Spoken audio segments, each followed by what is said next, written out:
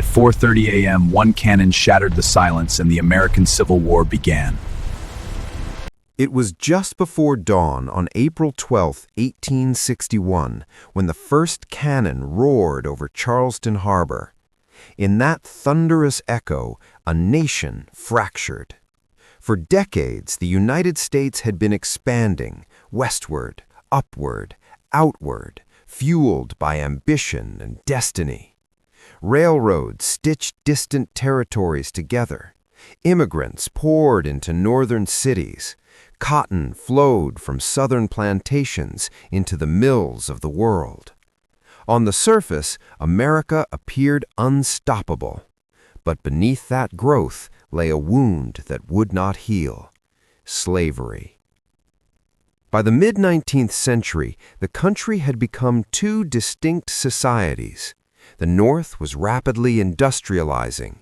Cities like New York, Philadelphia, and Boston bustled with factories, newspapers, universities, and reform movements. Many Northerners saw slavery as morally wrong and economically backward, though not all were abolitionists. The South, by contrast, was rooted in an agricultural economy dependent on enslaved labor. Cotton was king, and enslaved African Americans were the backbone of that wealth. Every new state admitted into the Union threatened to upset the fragile balance between free and slave states. Political compromises delayed conflict, but never resolved it.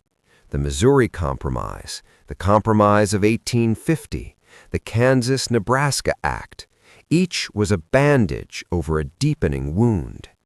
Then came the election of Abraham Lincoln in 1860. Lincoln, a lawyer from Illinois, ran on a platform that opposed the expansion of slavery into new territories. Though he did not initially call for immediate abolition where slavery already existed, many in the South viewed his election as an existential threat. If slavery could not expand, they believed, it would eventually die, and with it their economic and social system. One by one, Southern states began to secede. They declared that they were no longer part of the United States. They formed a new government, the Confederate States of America. Families were divided overnight. U.S. military officers resigned their commissions to join their home states. The Union was no longer united. The first shots were fired at Fort Sumter in South Carolina. The bombardment lasted 34 hours. Though casualties were minimal, the political impact was explosive. President Lincoln called for 75,000 volunteers to suppress the rebellion. In response, more Southern states joined the Confederacy. What had been a political crisis became a full-scale war. At first, many believed the conflict would be short. Soldiers marched off in colorful uniforms, cheered by crowds waving flags, but the romantic illusions of glory dissolved quickly. In July 1861, Union and Confederate forces clashed at the First Battle of Bull Run. Civilians from Washington traveled to picnic and watch what they assumed would be a quick Union victory. Instead, they witnessed chaos. The Union Army was driven back in a humiliating retreat. The war would not end quickly. Over the next 4 years, the conflict expanded into one of the bloodiest wars in American history. In the Eastern Theater, massive armies maneuvered across Virginia and Maryland. Generals like Robert E. Lee and Ulysses S. Grant became household names. Battles such as Antietam shocked the nation. On September 17, 1862, more than 22,000 soldiers were killed, wounded, or missing in a single day, the bloodiest day in American military history. Antietam provided Lincoln with a strategic opportunity. He issued the Emancipation Proclamation in January 1863, declaring that enslaved people in Confederate-held territories were free. Though it did not immediately free all enslaved individuals, it transformed the war's purpose. The conflict was no longer solely about preserving the Union. African American men began enlisting in the Union Army in large numbers. By the end of the war, nearly 180,000 black soldiers had served, fighting not only for their country, but for their own liberation. They faced discrimination, lower pay, and brutal treatment if captured. Yet their courage reshaped the moral landscape of the war. Meanwhile, in the West, a different kind of struggle unfolded. Control of the Mississippi River became a strategic priority. Ulysses S. Grant's campaigns demonstrated relentless determination. The siege of Vicksburg in 1863 split the Confederacy in two, giving the Union control of the river and cutting off vital supply lines. Then came Gettysburg. In July 1863, Confederate General Robert E. Lee invaded the North, hoping to secure a decisive victory on Union soil. For 3 days, the armies collided in Pennsylvania farmland. More than 50,000 men were killed, wounded, or missing.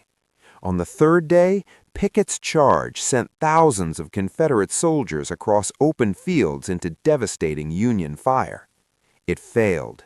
Lee retreated.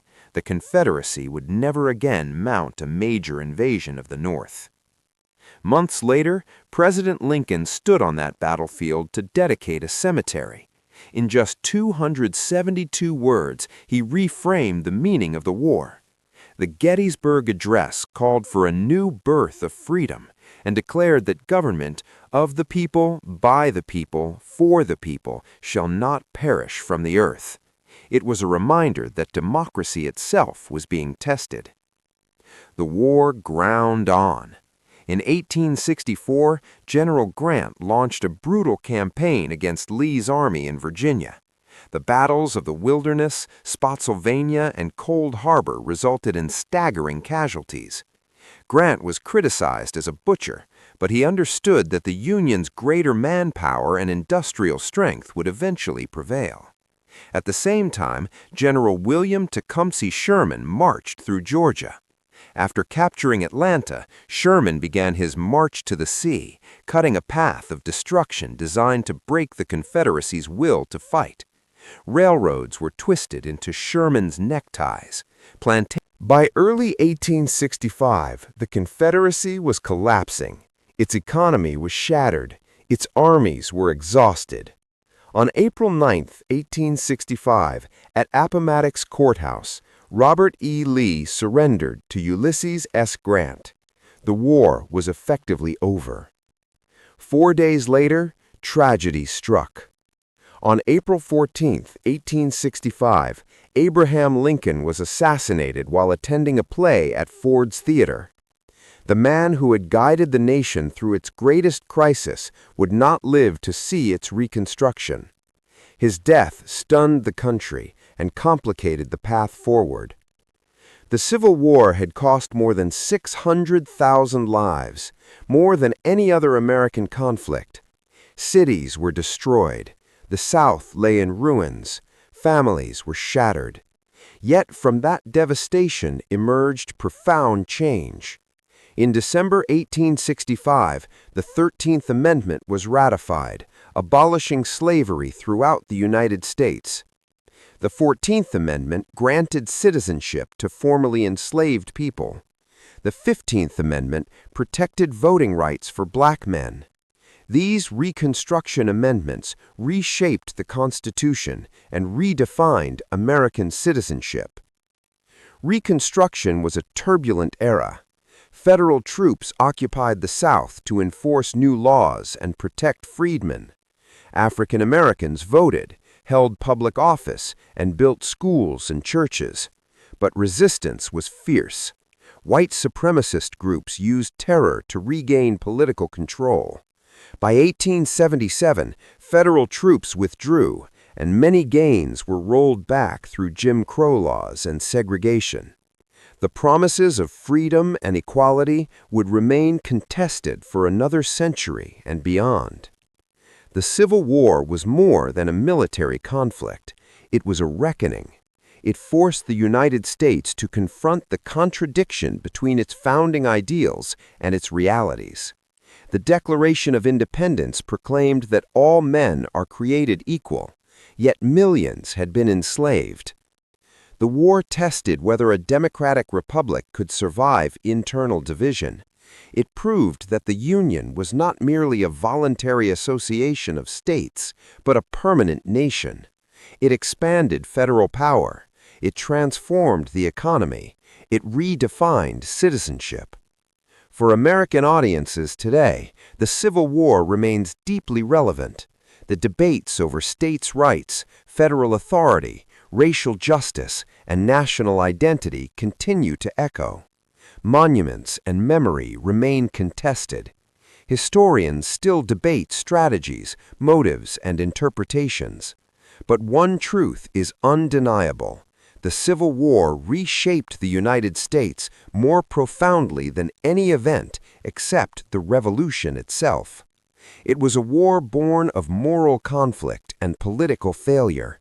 It was fought by farmers and factory workers, immigrants and freedmen. It was led by flawed but determined leaders. It was marked by unimaginable sacrifice. And in the smoke of its battlefields, a new America emerged, scarred, unfinished, but transformed. The cannons fell silent in 1865, but the questions the war raised about freedom, equality, and the meaning of the Union still challenge the nation today. The story of the Civil War is not only about the past, it is about the ongoing struggle to live up to the promise of a